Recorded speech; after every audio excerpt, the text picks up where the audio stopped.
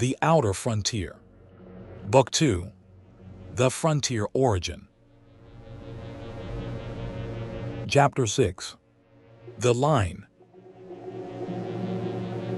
The return of the UES Pathfinder marked the end of humanity's age of innocence. No celebration welcomed the surviving crew. No victory was announced. Only questions. Too many questions. Every scientific institution on Earth received fragments recovered from the encounter. Every military academy studied the battle recordings. Every government reached the same conclusion. Humanity had encountered an enemy unlike anything it had imagined.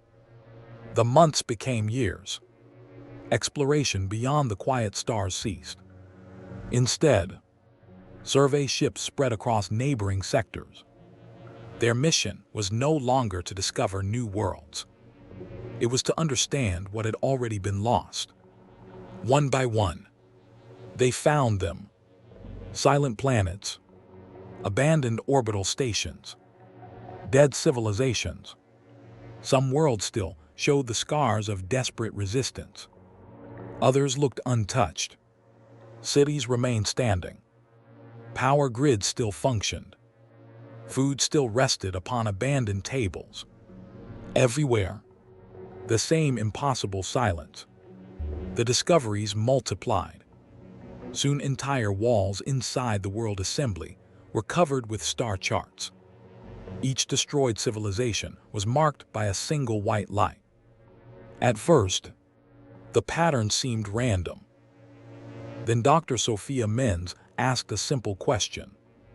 What if we're looking at this backwards? The room fell silent. She rearranged the projections. Not by civilization, not by distance, by estimated date of extinction. The scattered lights transformed into a line. A slow, relentless advance, stretching from the outer darkness toward the heart of the Milky Way. Commander Nathan Hale stared at the projection. They're not searching. No one spoke. They're moving. Another scientist frowned. Migration. Nathan slowly shook his head. No. His eyes remained fixed upon the advancing line. Conquest. The realization changed everything. The enemy had not appeared by chance. It had entered the galaxy long before humanity reached the stars. Civilizations had vanished for centuries, perhaps millennia. Humanity had simply become the first species to survive long enough to understand the pattern. Military strategists joined astronomers. Astrophysicists worked beside navigators. For weeks they analyzed every known hyperspace corridor leading toward human space. The galaxy itself offered unexpected answers. Dense nebulae, powerful gravitational fields, ancient stellar clusters. Together they formed natural bottlenecks. Only a handful of stable faster-than-light routes allowed efficient passage toward the inner galaxy. Nathan pointed toward one narrow corridor, crossing an otherwise unremarkable star system. If they pass here, he traced a line deeper into human territory. The next 50 systems become impossible to defend. An admiral asked, "So we fortify this world?" Nathan answered quietly, "No." He looked around the room. "We fortify everything behind it." That afternoon, humanity abandoned its final illusion. The frontier would not move. It would be chosen. A line was drawn across the map. Not by politicians, not by diplomats, by engineers, shipbuilders, scientists, soldiers.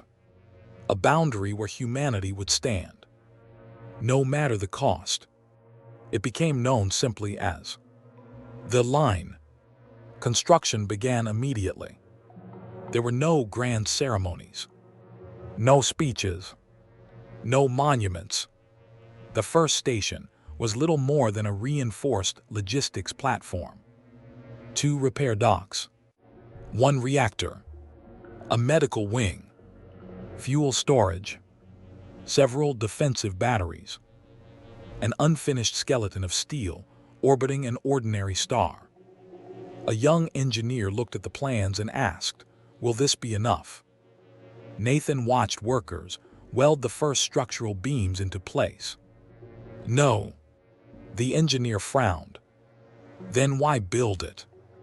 Nathan smiled faintly. "Because the next one will start before this one is finished." Years passed. The enemy reached the line. The first station held for 19 hours before being abandoned. The second survived 8 days. The third never fell.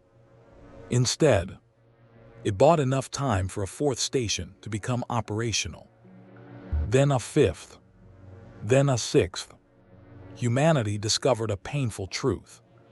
No fortress was invincible, but an entire network could survive even when individual stations were lost. The line was never a wall. It was a promise. If one position fell, another would already be waiting. 27 years after the second expedition, the advance slowed. Not because the enemy weakened, because humanity had learned how to fight. Not for victory, for time. Every month gained meant another convoy completed, another ship repaired, another generation trained. Time became humanity's most valuable weapon. More than a century passed. The line expanded system by system. Entire frontier worlds became dedicated to supporting it. Children were born who had never known an unwatched frontier. The war had become part of everyday life. Then, history changed once more. A peaceful civilization called the Valerie arrived from the inner regions of the galaxy. Unlike the peoples humanity had previously encountered, the Valerie possessed extensive maps of inhabited space. During a routine diplomatic exchange, one sentence transformed the room into silence. "There are many civilizations beyond our borders." The Valerie ambassador smiled warmly. "We are all members of the Galactic Union." Weeks later, the highest authorities of Earth assembled beneath the World Assembly Complex. Projected above them floated 2 maps. One showed the outer defensive front. The other revealed the immense network of civilizations described by the Valerie. For the first time, humanity understood that it had never truly been alone in the galaxy. It simply had never met its neighbors. A minister broke the silence. "Then we ask for help." Several voices agreed. They possess larger fleets, greater industry, centuries of accumulated knowledge. Nathan Hale remained thoughtful. Finally, the Secretary General asked, "You disagree?" Nathan answered slowly, "I wish I didn't." He activated another projection. The silent world, the destroyed second expedition, the first defensive stations, the endless casualty lists. Then he faced the assembly. "They'll send a fleet." A senior admiral nodded. "Exactly." Nathan looked at him. "And it will die." Silence settled over the room. "They'll arrive believing they're responding to another frontier dispute. They'll expect negotiation. They'll expect familiar tactics. They'll encounter neither." Dr. Sophia Min spoke quietly. "So, what do we do?" Nathan answered without hesitation. "We learn. We survive. And when we finally ask for help, we must also know how to keep our allies alive." The Secretary General studied the map for a long time. "How long can the line hold?" Nathan looked toward the advancing enemy positions. "I don't know." He paused. "But every year it survives, is another year the rest of the galaxy remains at peace. No public record of that meeting was ever released. Only one classified directive emerged. Its final sentence guided humanity's policy for generations.